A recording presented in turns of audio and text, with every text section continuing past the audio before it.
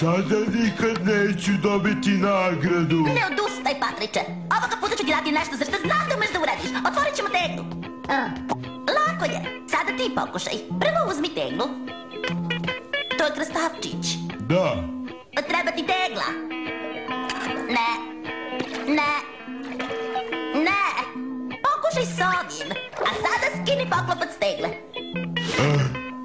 Samo zapusti. Podigni ruku. Sjajna. Još samo malo. Stavi je na poklopac. Ne, na poklopac. Poklopac.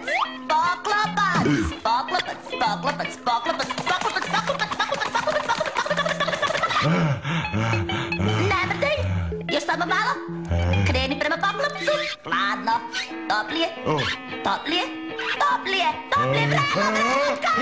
Peče. U redu, stani.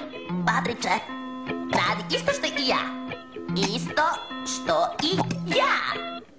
Isto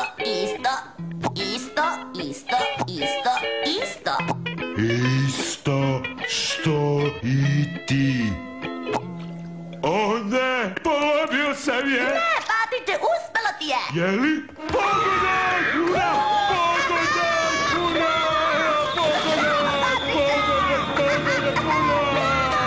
To je bilo sjajno, Patriče. Zaista si shvatio. Da, sjećaš se kada sam podigao ruku i kada sam je stavio na poklopac. Da. A onda, kad sam skinuo poklopac, mislio sam da sam ga polomio. Da. Ali nisam.